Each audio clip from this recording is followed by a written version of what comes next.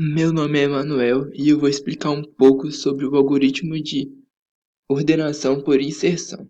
O algoritmo de ordenação por inserção percorre um vetor de elementos da esquerda para a direita e, à medida que avança, vai deixando os elementos mais à esquerda ordenados. Eu vou explicar isso na prática, ordenando cartas embaralhadas. Como vocês podem ver, aqui é um vetor de cartas que tem 3 posições. Isso aqui seria um campo que é uma variável auxiliar. A gente começa sempre com a segunda posição. Por que a gente começa sempre com a segunda posição? Porque nós precisamos comparar essa posição com a posição anterior. Se nós começarmos com a primeira posição, não vai ter nenhuma posição anterior para a gente comparar. Então a gente começa sempre na segunda posição no método de ordenação por inserção. A gente compara a carta 5 com a carta 2. A carta 5 é menor que a carta 2? Não. Portanto, a gente não troca as duas de casa, deixa do jeito que está e avança uma posição para comparar. A gente então compara a carta 1 com a carta 5. A carta 1 é menor que a carta 5? Sim. Então a gente coloca essa carta 1 na variável auxiliar e coloca a carta 5 na posição em que estava a carta 1, que é a terceira posição. Então, o que a gente faz? A gente coloca essa variável auxiliar que tem a carta 1 na segunda posição, que é a posição que estava com a carta 5. Então, a gente tem que comparar essa segunda posição, onde se colocou a carta 1, com a posição anterior, que é a primeira. A primeira posição, que tem a carta 2, é menor que a segunda posição, que tem a carta 1? Não, a carta 1 é menor que a carta 2, então a gente precisa trocar elas de posição para ordenar. Então a gente coloca a carta 1 na variável auxiliar e coloca a carta 2 na segunda posição, que é a que tinha a carta 1. Coloca essa variável auxiliar na primeira posição.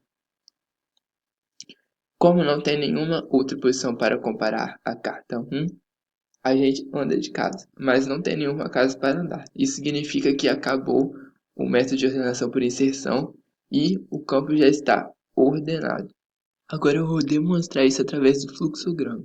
Aqui, no início do fluxograma, nós declaramos a função main, que é a função principal. Aqui, nós declaramos a variável n. O que é a variável n? A variável n é o tamanho do vetor. Aí o input é para ler o tamanho do vetor. Então a gente vai digitar o tamanho do vetor. O vetor é de 12 posições. Já foi atribuído aqui o valor 12 à variável n. Aqui nós vamos declarar o vetor v. Aqui já foi declarado o vetor v. Aqui nós declaramos a variável i. Essa variável i é a contadora do para nós lermos o vetor v. O vetor, o para vai de 0, que é 0, até n-1, ou seja, vai de 0 até 11. Isso significa que o vetor tem 12 posições e vai de 0 até 11. Então vamos avançar para ler os respectivos valores das posições do vetor. Esse import aqui serve para isso, para ler cada posição do vetor. Vamos avançar. Ó, para v igual a 0, o valor já foi atribuído aqui, ó, v0,85. E assim nós vamos avançar e atribuir as 12 posições do vetor. Aqui eu já atribuí os 12 valores das respectivas posições do vetor. Agora nós vamos avançar. Esse output aqui apenas escreve na tela, não ordenado. Como podemos ver aqui, ó. Aí a gente vai chamar a função imprimir. A função imprimir tem como parâmetro o vetor v. Aí ele declara a variável i, que é apenas a contadora desse para. Esse para faz o quê? Esse para vai de 0 até size V menos 1. O que esse sais faz? Ele mede o tamanho do vetor. O vetor tem 12 posições, então vai ser de 12 até menos 1. Vai de I até 11. Então, o que isso aqui faz? Isso aqui escreve o vetor, a posição do vetor e o respectivo valor do vetor. Então, se nós avançarmos, vai escrevendo na tela. Ó, V0, 85, vetor 1, 52. E tem que ir avançando para escrever as 12 posições. Aqui já imprimi as 12 posições e os valores dessas posições na tela. Então, nós avançamos. Avançar da função imprimir para a função ordenar. A função ordenar como função imprimir tem como parâmetro apenas o vetor v. Aqui nós declaramos a variável i. O que é a variável i? É a posição do vetor que vai ser comparada. Aqui nós declaramos a variável j. O que é a variável j? É a posição anterior à posição i. Ou seja, a variável j, se i é a segunda posição, a variável j vai ser a primeira. Aí nós declaramos a variável num. O que é num? Num é igual este campo que eu separei aqui para ordenar as cartas. É a variável auxiliar, que ela vai fazer a mesma coisa que eu expliquei aqui no método de ordenação pelas cartas.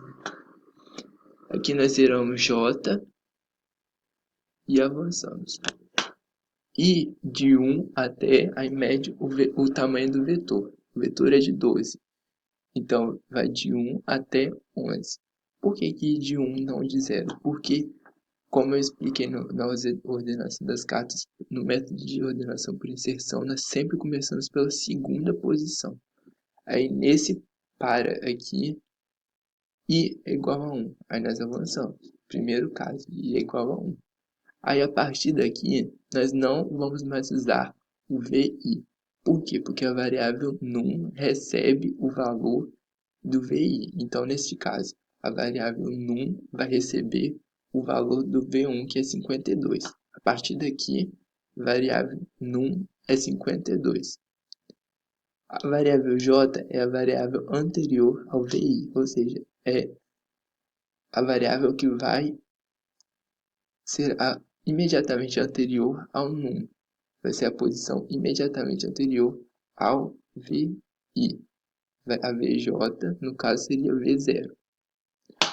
Aí vamos avançar. Esse aqui ao enquanto. Enquanto J for maior ou igual a 0, entra aqui.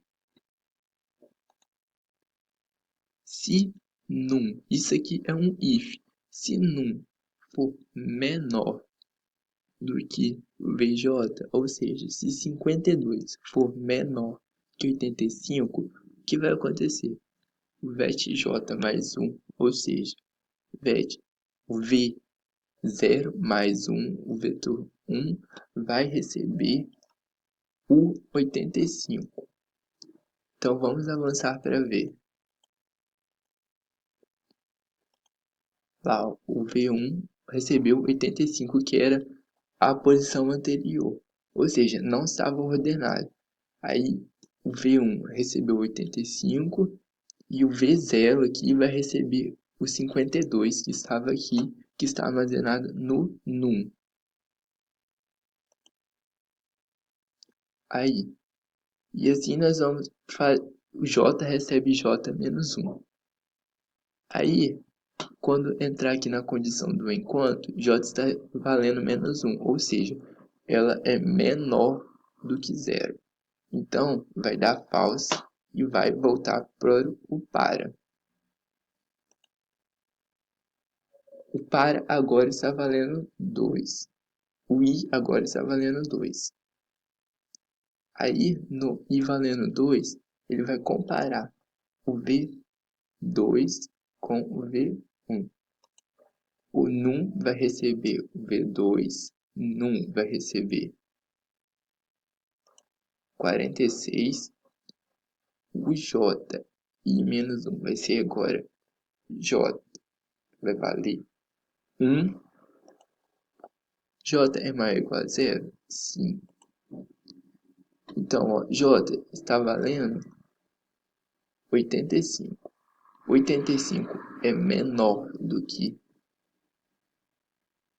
40.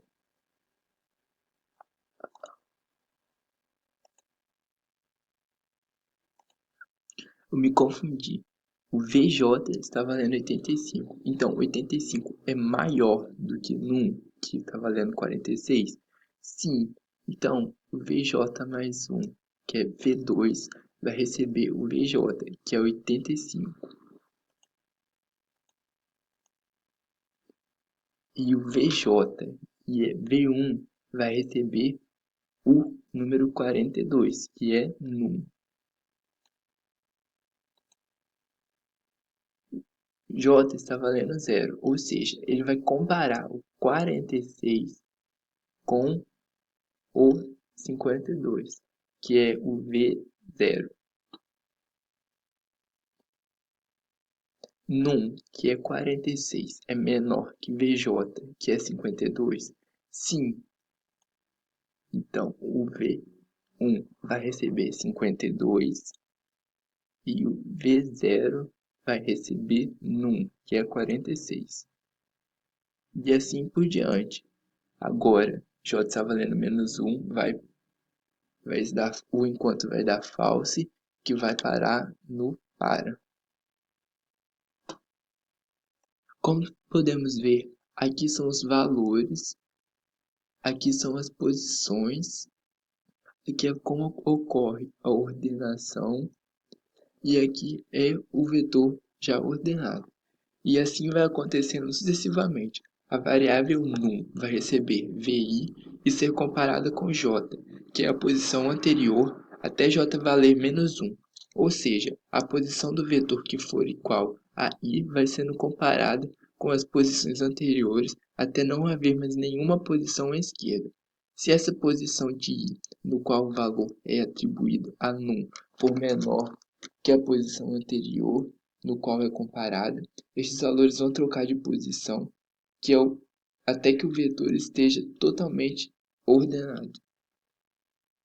Se eu for avançando, vai acontecendo a ordenação até i valer 11.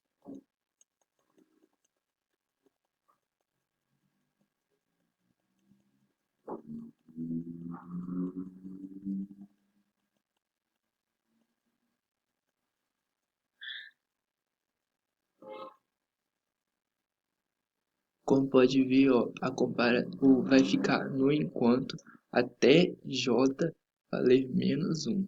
Vamos separar nisso.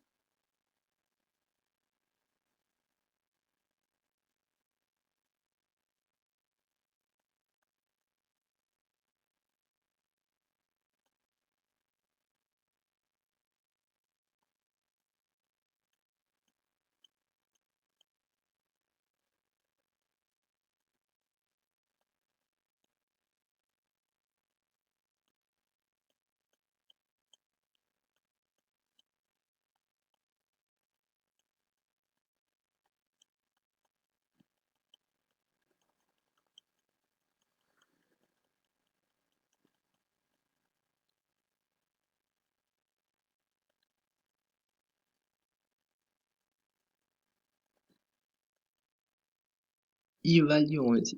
O vetor já foi totalmente ordenado, então a função vai terminar.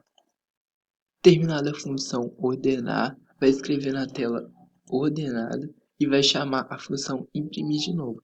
Só que dessa vez a função imprimir vai imprimir o vetor já ordenado na tela. Essa função imprimir é a mesma que eu expliquei anteriormente, só que como o vetor já está ordenado, ela vai imprimir o vetor já ordenado na tela. Então vamos avançar, acaba a função e acaba a função main e assim se encerra o programa. Este foi o método de ordenação por inserção.